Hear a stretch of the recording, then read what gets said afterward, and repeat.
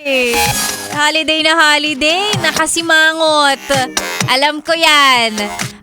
It's just two things. Two things! Maaring naka-holiday pero hindi mo ramdam yung holiday kasi trabaho yung ginagawa mo.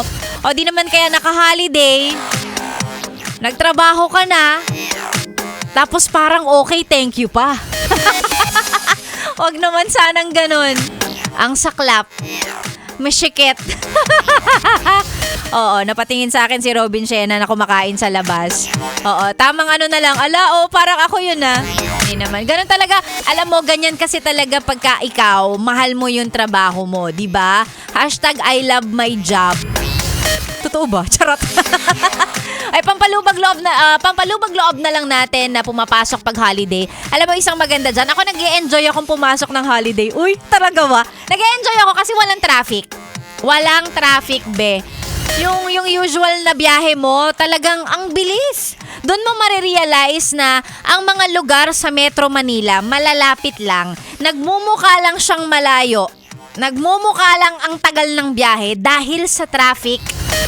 Diba? Yun lang naman yan aminin mo, pag weekday, on a regular weekday, pagka ganitong rush hour, Makati to Makati, 2 hours na yan. Quezon City to Quezon City, kayang abutin ng 4 hours.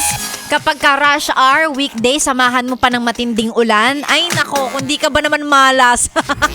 Diba? So pagka ganitong holiday, ayun lang, yun yung pinaka-konsuelo nating mga pumapasok pag holiday. Wala tayong masyadong kaagaw. Ayan. Kaya yung mga nasa biyahe ngayon, o magbabiyahe ngayon, tas lalamierda lang naman, mamayang gabi na kayo umalis.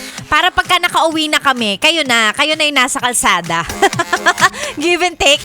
Sexy Megaphone yun kasama hanggang mamaya pantanghali. Maya-maya tayo magbasa ng mga pabati, mga pa-shoutout ninyo kay Sexy Megan ngayong araw na to. Basta isend nyo lang po yan sa ating Facebook page, that's Yes FM Manila. Ako po ang inyong kasama dito sa stasyong masarap pakinggan, 101.1 Yes FM. Yes FM. Good morning.